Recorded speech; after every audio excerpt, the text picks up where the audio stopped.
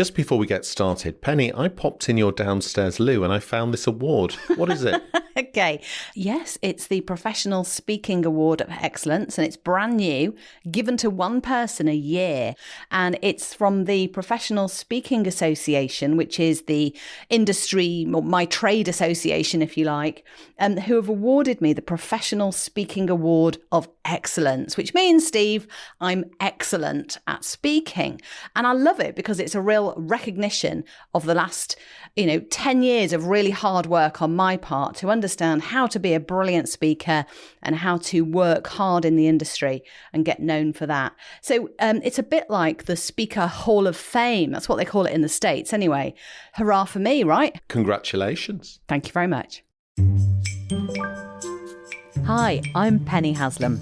This time on the podcast, really think about who it is receiving your message and what's in it for them. I was making scrambled eggs this morning and it taught me a lesson about leadership. No, none of that rubbish. You're a victim of the forgetting curve. I'm talking about forgetfulness, a frustrating people problem that might be hampering progress for you and your organisation. Now, forgetfulness, that's quite easily summed up as a kind of comedy moment. Oh, I forgot what I've come into this room to get. I knew I came up the stairs for something. But yeah, this is the frustration of people not remembering what you've told them at work.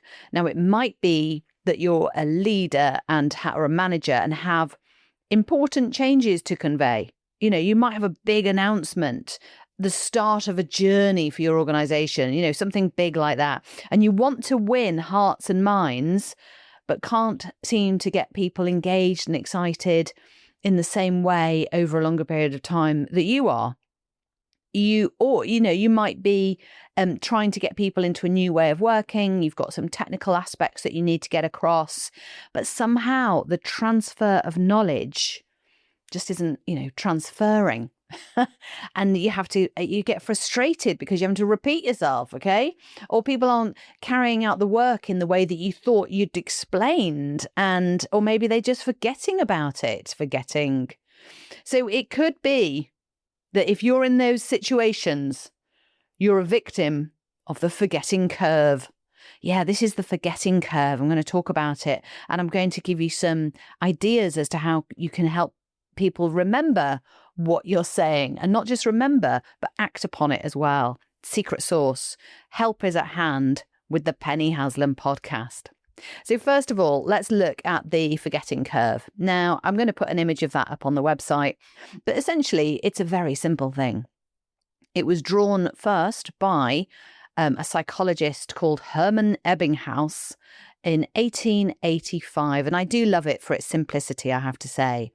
And it's on the left-hand axis, the vertical axis, you've got retention, 100% retention on the left-hand side. And then underneath, quite simply, you've just got 7 days, 1 to 7. And of course, on day 1, when you tell somebody something, their retention is at 100%. Yes, I can remember exactly what you've said. Guess what? By day 7, it's dropped down to 10%. Essentially, it looks like a skate ramp in a skater park or a downhill slide. And that's what the forgetting curve looks like. So what does this mean? Well, it means you need to repeat your message a lot more than you perhaps are doing. And I think when you are bored of talking about your message, then it's just about going in. So typically, you might have heard this in marketing terms and advertising terms, that someone needs to see something between 7 to 9 times in order for it to be something that will lodge in their memory. So, that's why we see you driving around town and you see lots of bus stops, or you're at the bus stop and you see a big poster, and maybe that big poster is repeated. It's the part of a campaign, and you might drive past 3 or 4 of them in one journey, and then 3 or 4 in another journey, and by the time you get home, maybe you might remember that and maybe might act upon it.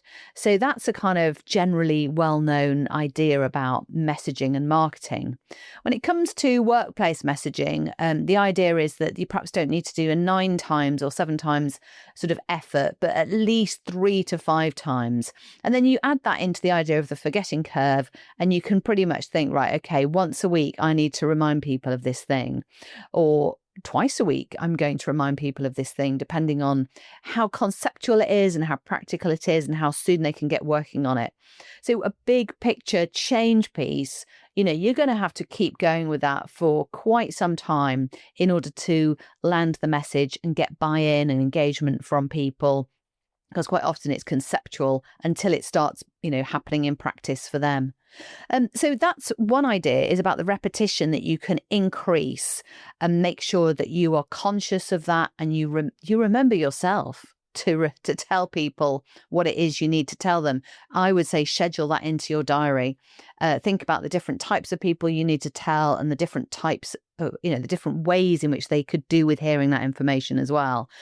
And then, you're into a full-time job of communicating, aren't you? And that is your job if you're a leader, is to communicate stuff. So cracking on with that and not just leaving it to chance. Secondly, you can really help yourself by helping people remember through using stories in what you're talking about.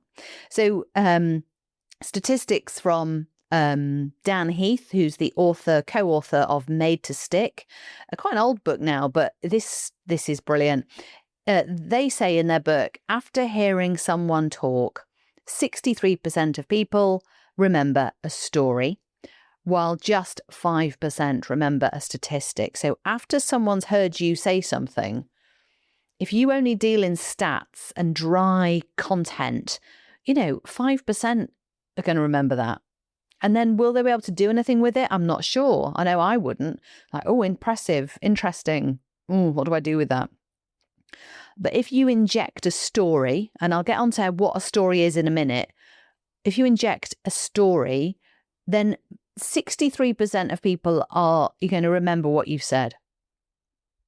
63% of people, their memories just increase massively when you put something like a story in. Now, I'm not talking about once upon a time, there was a little boy who, and that little boy was me. None of that.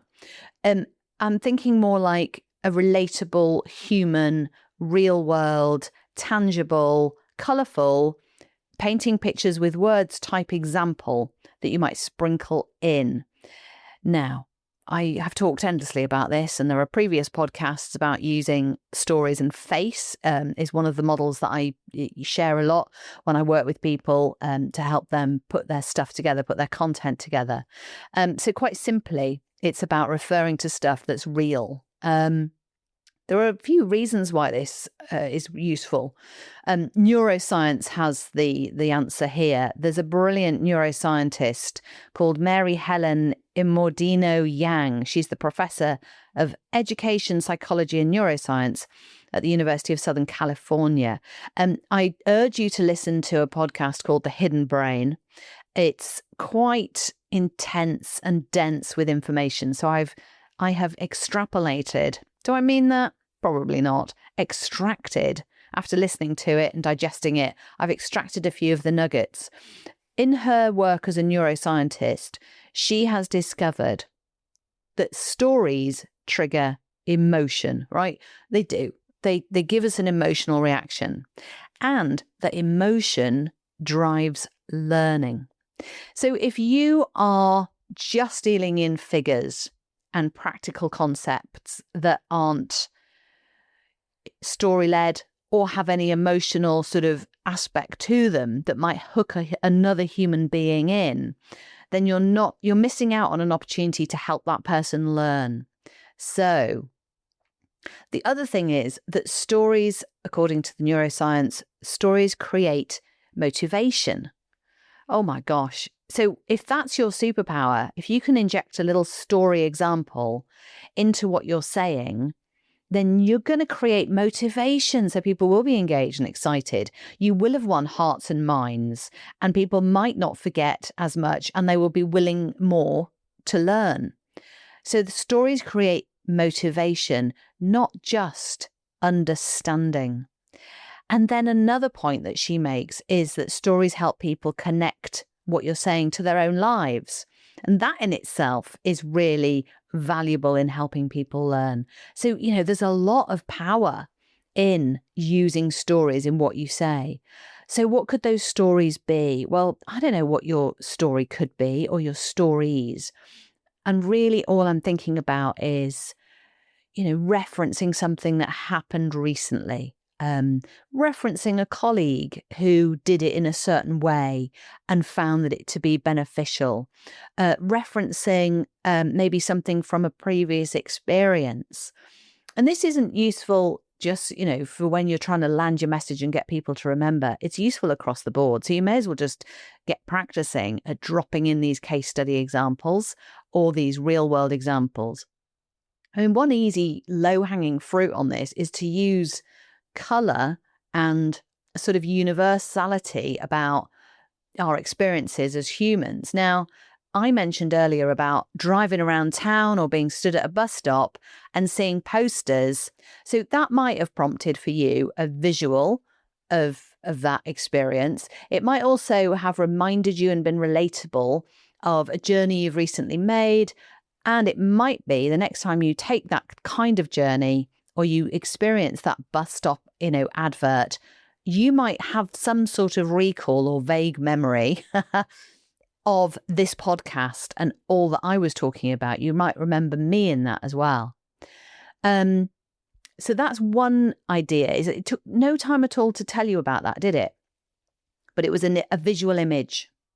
So a really good way of thinking about your stories and examples is to keep your mind sort of watching for them. You'll notice them popping into your head when you are least expecting it, like you're walking the dog, you're driving the car, and a little example will pop in. And then finally, really think about who it is receiving your message and what's in it for them. And that's really valuable as well in helping people remember as they slide down the forgetting curve to not remembering what you've said. Helping them remember by hooking into what's in it for them. And you've got to think about them. So you might have a team, let's say the sales team, and you're conveying the message to the sales team. What's in it for them might be very different to what's in it for the procurement team, for example. So if you can separate out those ideas, what do they want to achieve? What are they most concerned about that keeps them up at night? What sort of personality type typically are they in the group? And there'll be a nuance, a variance. So if you've got a slide deck, maybe, and you're sharing one big message, a big announcement, then I would strongly advise that you flex that or shape it according to the group that you're talking to. And make sure you do talk to different groups, and maybe you do a bit of a road show and you don't lump everyone into the same bracket of understanding, because people understand things mostly when it's all about them, when it's their agenda. What am I going to get from this? How is this going to help me? And then once you've got those three aspects in place, you've got your repetition or your regularity of message firmly in your diary to do as a to-do. And you're thinking about how you might sprinkle in some examples of lived experience, some reference points that is human and real, that you feel excited and relaxed about sharing. And then thirdly, finally, getting that kind of the sort of what is in it for me, thinking about your audience, not thinking about what you want to say, but thinking about how you can help them so we can do this, that, and the other. And once you've got those three in place, you're off to a stronger chance of being remembered. Not you necessarily, but the message, the important work that you're trying to achieve. You're more likely to get people learning and doing and motivated to learn and do as well. So there you go. Don't let people fall off the forgetting curve. And of course, remember this podcast every time you drive past a bus stop poster. Thanks for listening.